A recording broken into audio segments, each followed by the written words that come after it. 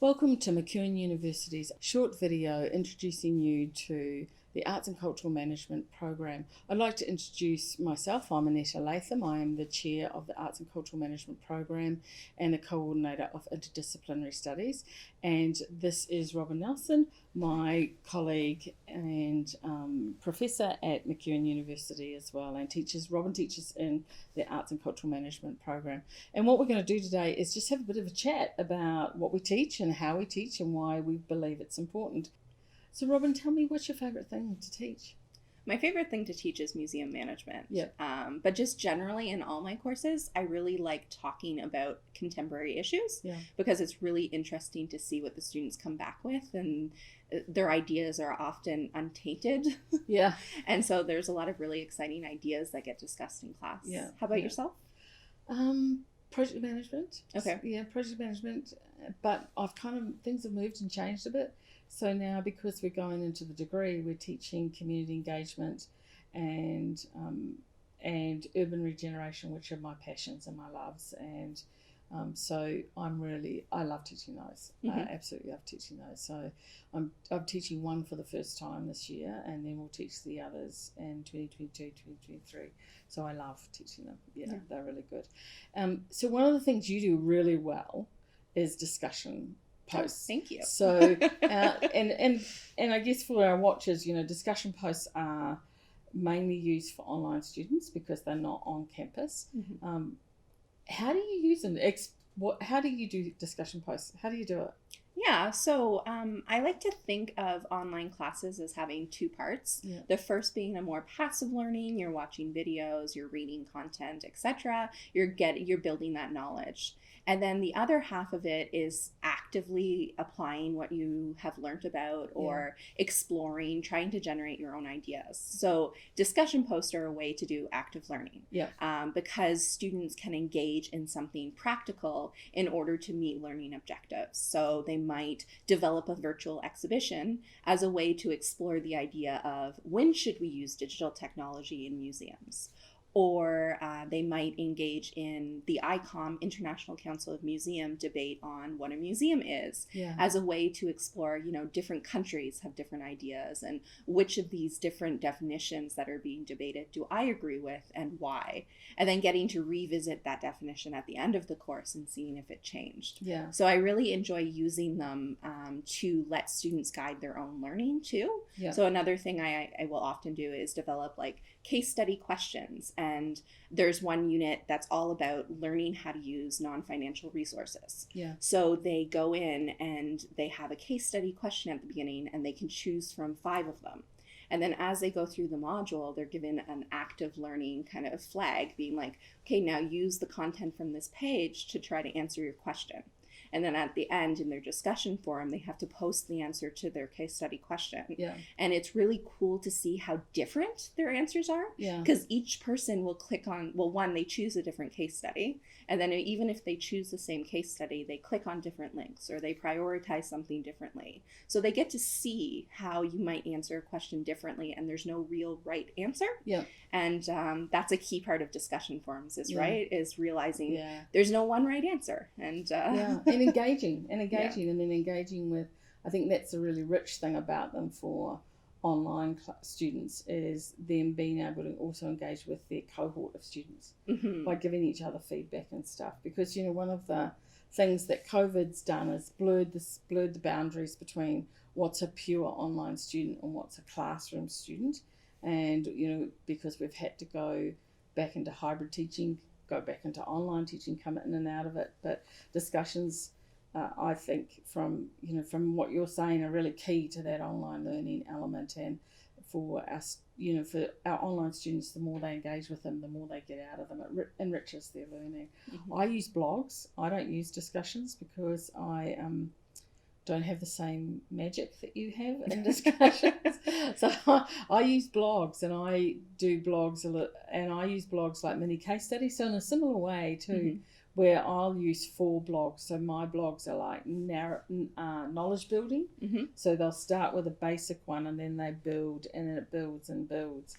And I use blogs for online students so that we do 4 of them and then they go into a major assignment. Mm-hmm. And so the blog they can pull from their blogs into them and pull that knowledge into their major assignment. So that's how I kind of use stuff for our online students.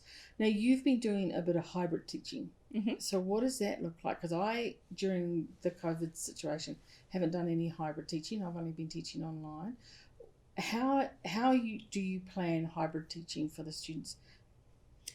There's some elements that are a little bit more difficult, right? Because so what we mean here by hybrid teaching is we have technology in the classroom that there's cameras, there's microphones, and there's a smart board. So I use a program that I have students attending online and I have students attending in class. Yeah. This is quite easy to do if I'm lecturing and we're engaging in discussions as a class because, I just treat the people on the screen the same as I treat people in the class. Yeah. It's a little bit more difficult when we have active learning exercise days, but we still really make it work. So we usually make it work by using Google Docs, and the online students can be their own group. And instead of having a flip chart, they have a Google Doc page. Right. And so, we just use comparable tools, and we're able to do the same kinds of active learning exercises across, online and in person. It's actually a lot of fun. It's something new that we started this year with there being a little bit of uncertainty. I gave my students choice. And they really wanted this hybrid option. So I had to figure out how to make it work. And it seems to be working really well. And how lucky are we to have that technology in our classroom too, which is absolutely extraordinary. So active learning is a little bit, in old school they were labs. They were called, in old school language, the labs. And I use them all the time as well. And we also have the ability to use flipped classes, which is a class where the students have got a task to do for the class-based students. They've got a class to do, and they go, and they don't have to be in the classroom. They have to go, maybe go into a museum, go and visit a museum by yourself, or go and visit a collection of public art and do something around that. So, in relation to when I do things like that, when I do a flipped class, the students usually have a little assignment that's attached to it, and it might be a really simple thing that they put in a chat, or they're taking photographs and doing a little photograph essay or something like that. What do your ones look like? Like, what do you do in your active learning classes? So they always look a little different because it's all about the learning objective, right? And that part is actually a little bit hard as a prof, trying to figure out what exactly the best way to achieve this objective is through active learning. But I think one of my favorites was we were in a module on policy and procedures in museums.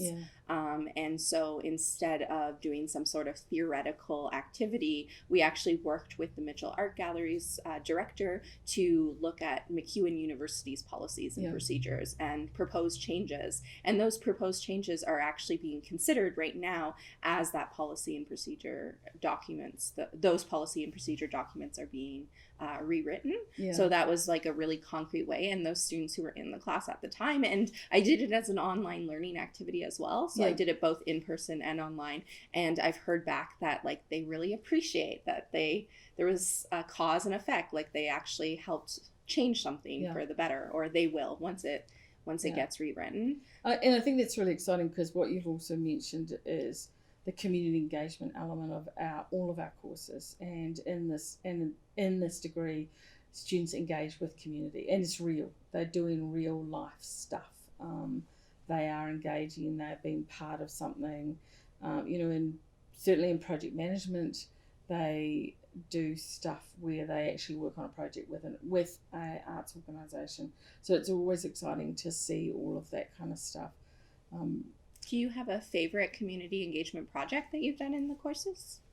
I have two. One is I did one with a student who did independent studies, and she developed, it wasn't independent studies, it was internal practicum, which is a great course, and she developed a project called the Little Library, and she put the Little Library in Allard Hall, which is where we're based in MacEwan, and she built a little library, and it was a placemaking project, and she put beanbags in, and she built bookcase, and we collected up books from everybody who could Mm-hmm. beg, steal and borrow a book to us. And it really created a different feel in the space, and that was a great project. I love that. The other one we did with the Tara Centre, which is the Tara Centre works with adolescent young parents, and where they wanted to develop a promotional booklet around what they're doing, but they wanted something different than just a brochure. And so we did that in project management, and the students went and did that, and they developed it, and they've developed this really quite large lifestyle book, life-size book, and it's being done with wood, and it has all this tactile elements in it, so children can look at it. It can be moved around and presented at conferences and stuff. So we engaged with all of the adolescent young parents, and they wrote stories, and their children wrote stories, and we got an artist involved in that project. It was a great project. It was a lot of fun to do, and it was the project management class that did that, and they divided into groups, and they ran funding, they ran promotional things, and they literally put the entire project together. It was really exciting to watch and see and be part of. Had its crazy days when it was a little bit, we wondered what we had done, but it was really, really exciting. I think one of the things that I'm really looking forward to right now is students developing cultural maps, and in community engagement and development. We're going to be next year engaging with community organisations to help them develop what is a cultural map around a specific issue for that community. So I'm really looking forward to that. And the students are going to have to enroll in the class to find out what a cultural map is. We won't divulge all the secrets. So from your perspective, what are you really excited about the new degree? I'm excited to have higher level courses. Yeah. We have a great program right now, and we get a lot of interesting students. I particularly think that the returning students who are coming from having like a stage manager degree or working in stage management, they can be really interesting. Yeah. And I would love to see more of that engagement we get from those returning students. And I think sometimes you need to have those base level courses before people who are just being introduced to these ideas can have those conversations. Yeah. So I teach, for example, cultural policy and advocacy, and I absolutely love that course. And I think there are great ideas in that course, but it's really a foundation course in cultural policy and advocacy. So the opportunity to have like special project classes and such, where you can actually delve in and have deeper conversations and explore things a little bit more. I think that's what I'm most excited for. How about yourself? A bit of the same, some of the high level stuff, and I'm really looking forward to some of the high level classes, group work, because we know, you and I both know students get involved in group work right from kind of, first semester, first term, year one. So I'm really looking forward to some of that, watching some of that learning happen over the 4 years, and really watching that stuff with the group work, and really getting really, really rich group work happening, which I'm really excited about. I'm just also excited about the opportunity of having students be engaged with this for 4 years, and really, because for me it's all about being strategic about developing really good, solid arts and cultural leaders, and so being able to do that over a 4-year span, I think is really exciting. I'm excited about the new things I'm going to teach, which I always am. I'm bringing on a whole new set of sessional teachings as well, who are sector based, which for me is incredible, and being able to bring people in from different places around the country to teach as well, who are experts in their field, for me is really exciting. So it's lots of things, and I want to wrap up by just creating a little bit of a teaser. Tell us a little bit about the little tour that you are planning with Carolyn Jarvis, who is the head curator for the MAG Gallery here at MacEwan. Yeah, so it started because our program has a Scotland tour, which people watching may or may not be aware of. We were talking, and I was just like, well, there's a lot of cool things here within what we now call Canada. What if we took students to the national museums? And from there, Carolyn and I had a conversation about all the cool things we could do in Ottawa, and Montreal's right nearby Ottawa. And so we could take the train. And so we have a draft plan right now. Yeah. It's very much in the draft stages, and it involves talking to curators, possibly getting a vault tour. We'd really love to engage in some programming, so we could talk about programming. But also, like, a theme throughout it is talking about the contemporary issues in the sector right now. So yes, those basic management things like a vault tour and how do you store things, how do you do programming, but also looking at reconciliation and the work that museums and galleries are doing around reconciliation, because that is really something we should be paying attention to, and it's going to affect really the future of the work in the sector. That's great. Thank you, Robin, for your time. I really appreciate it. Well, thank you.